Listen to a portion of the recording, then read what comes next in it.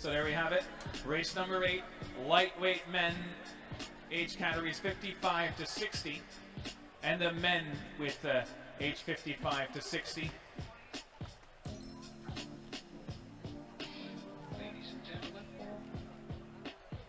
This is going to be another tight race, and we're going to keep an eye out for those scores. We're also going to keep an eye out for the world records, because as we said before, we've already seen 2 world records fall, and there's world records all across the board in all different categories, distances. Today we're keeping an eye out for 2K specifically.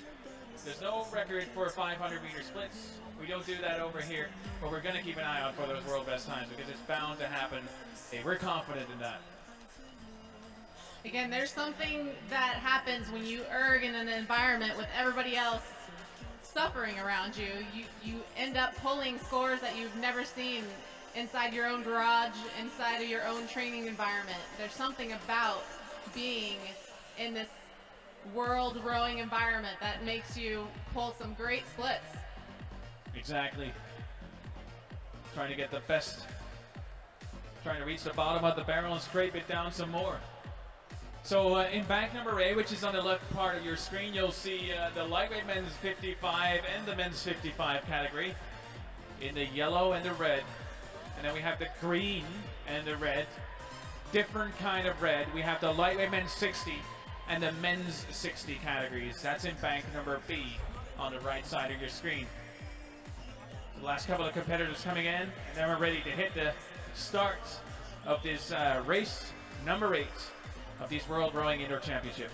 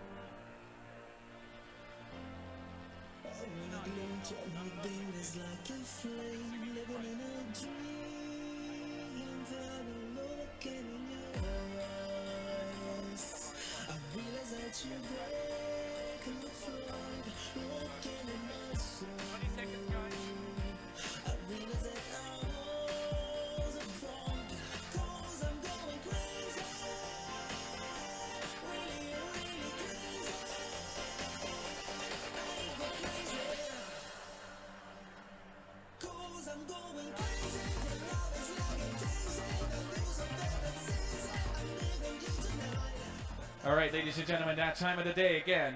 Stop rowing. And let's wait for those flywheels to stop spinning. Handles up. And as soon as those flywheels stop spinning, that's when the computer kicks in. And we have an automated start sequence. No influence whatsoever over that. But first, the flywheels need to be ready. Looks like Bank B's have won.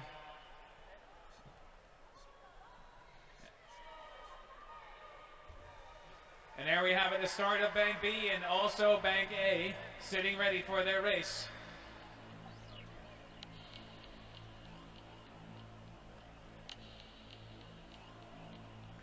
And now we're underway, both sides of the court On the right, again, we have the lightweight men's 60 category and the men's 60 category, and on the left we have the lightweight men's 55 and the men's 55. Again, I would say bragging rights are at stake right now, because if a lightweight would beat all the heavyweights out here, that's not something we expect. Let's put it that way.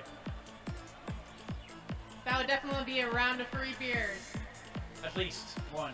At least one round. At least one round. But we have a heavyweight leading the pack right now in the 60 category. Number 48. And I want to note that these athletes have probably already done about 5,000 meters to warm up for this race ahead of time. So it's not like they're coming in and just starting cold. They've actually been doing, well, probably already have done a 2,000 meter piece and segments to get warmed up and ready for this race. So there we have the Masters E division, age 55 to 59, the lightweights. So having weighed in this morning, lightweights can be 75 kilos maximum. That's sort of a difference from what you're used to seeing in the world of water rowing, if you will, where it's 72.5 is the maximum normally and 70 on average. Right now, that used to be the case, but 75 for indoor rowing is always the case. And some of the athletes, some of those lightweights actually take their advantage in gaining the extra few pounds of muscle, extra few pounds of mass to move that flywheel. Yep, just something a little bit more to lean on that handle. So as you can see, when you're rowing, the first motion that should come out of that catch is pushing those legs down, and then you open that body. Just as Rod Chin is here, showing us a fine form of legs, body, and arms, just pushing and then leaning back on that weight. Yeah, Rod Chin of Great Britain, number 40. He's currently in second place in the lightweight men's 60 category. So as I say, one of those athletes who actually went on the scales this morning to show them that he was actually a lightweight athlete. If you don't make the weight, you don't race. That's pretty much as hard as it gets. There's no sympathy you get from the judges over here. If you don't make the weight, you're not racing lightweight. That's as simple as it gets. Here closer to home, a little Jeske of Germany. Slow and steady rhythm, but keeping it even. So all the athletes get to choose where they place their feet and also how heavy they want to set their drag factor. So it looks like over here we've maybe gotten a little bit heavier drag factor. That makes each pull heavier, but it also makes it, you get a little bit more bang for your buck. Yeah, it's working pretty well because Jörg Jeske, you can see him down there. He's in 5th position right now, although he's 40 meters down.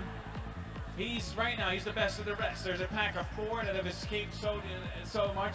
And then Jörg Jeske of Germany trying to give chase in these relatively early stages of the race, but we've already hit the 1,000 meter mark. We're already past the halfway point. Leading in the men's 55 category, that's Marks, but leading in the men's 60 to 64 lightweight division only by 15 meters. Paul Seaback of the United States. Number 42, you can see him on the right with the blue bib on. That's Paul. And chasing him down, that's Rod Chin on your left side. So this 1,000 meter mark, this is the notorious third 500 that every rower loves and hates at the same time. This is where you can make your move and actually get ahead of the crowd, or it's where you can lose the race. This is where I would say we can all agree it hurts the most. This is where it hurts the most. Not the final part, because then you can see the finish line. It's the third 500 meter where it hurts the most. Thomas Darling here and Chris Ives giving chase. But you can see the rate of stroking is pretty much the same. It's 30 strokes a minute. But a little bit more bang for the buck, as you say, Aaron. 137 for Thomas Darling, and then Chris Ives 138. So that 1 second difference on average makes you move out by about 40 meters over the course of that, that 2K race. We have U.S. Rowing CEO Patrick McNerney coxing. I think that's an unfair advantage. I seem to remember him telling me this morning that he didn't have any favorites. But yeah, this is for sure. I remember that as well. This is for sure something different. This is pretty partial here. You could almost say that's his darling rower right there. But a really great job, because Thomas Darling firmly in the lead right now in that category. Last couple of 100 meters, about 400 meters to go for the men's 55 division. About 300 meters to go for Thomas Darling in the men's 60 division. You can see these seasoned rowers. They know how to relax on the recovery. Everybody thinks it's all about the drive, but here you can see that they're relaxing as much as they can in between. And as they increase that pace, they're still taking advantage. Here we are in the last 200 meters. Head to head between Chris Ives, currently in second place on your right, and Thomas Darling on your left, men's 60 category. As I said, it's only 40 meters, and that's at 1 second on average division every single stroke. But look at Thomas Darling going down to 1:34 in the final stretch of this race.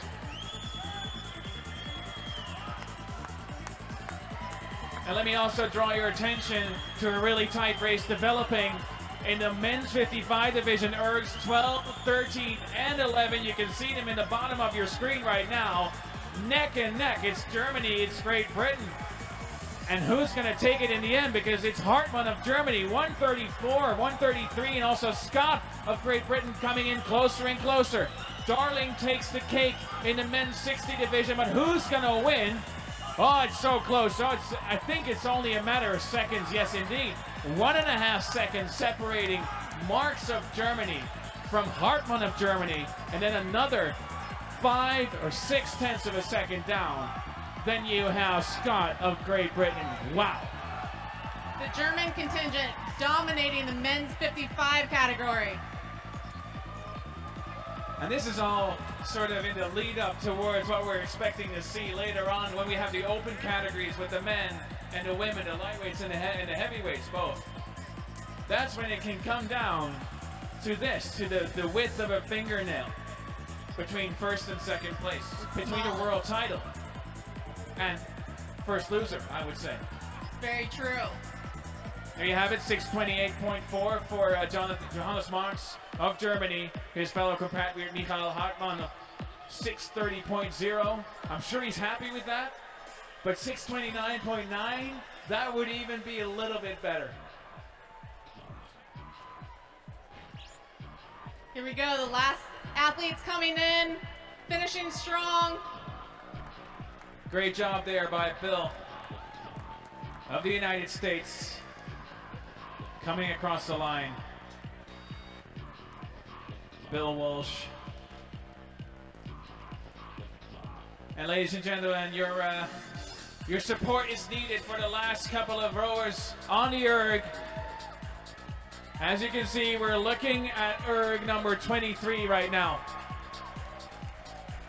Don't be fooled. There's about 300 meters to go for Lennartz of the United States. 36. There we have him, Neil Lennartz.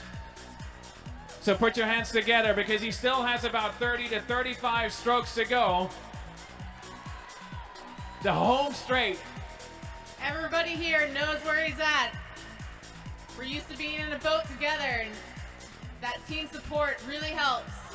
221, 220, rating 33 strokes a minute, about 220 meters to go still for Neil Lennartz of the United States.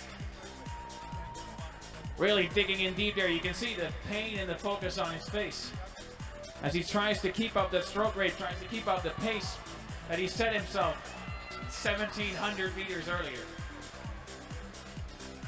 What were the things you would tell yourself in the last 200 meters?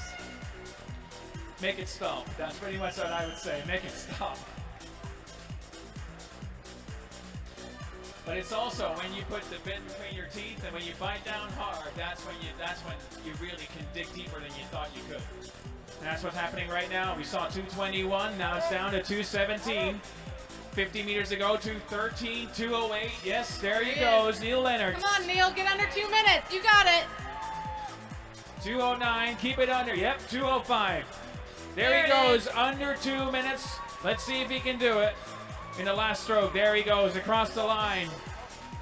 Last of the Mohicans. Neil Lennartz, 939.7.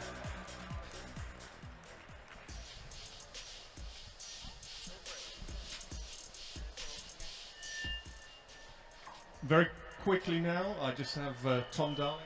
Let's move away from these speakers, Tom. Tom Darling with me, Victor there in the 60 plus category. A couple of weeks ago the world record was 6:23 in that event. Last week you lowered it to 6:21. Today 6:20.7, new world record. Tom Darling, how does that feel? Feels good, man. Feels great. Thank you very much. Did the race pan out the way you expected it to? Yeah, I was a little tired, but I was relaxed. Got a good warm up, and got my para athletes watching me, cheering me on, so it gets me inspired. There was a big finish at the end there. You had that split down there, making sure you broke that record. Yeah, that hurt a little bit, but yeah, you got to do it when it's time to do it, right? Hurt then, feels pretty good now, I guess. It does feel good. Thanks so much. Very grateful for everybody's support with our para team and everybody coming out to watch the races. It's great. Okay, great job today. Well done, Tom. Thanks a lot. Thank you. Great stuff there from Alex Dunn, Concept 2. And immediately running off because he's bound to be racing right now. So I guess we know which athlete we're going to interview after next race to see if he has some energy left, some oxygen left to give us the insight on how it feels out there. Because that's what I'm wondering, how it feels.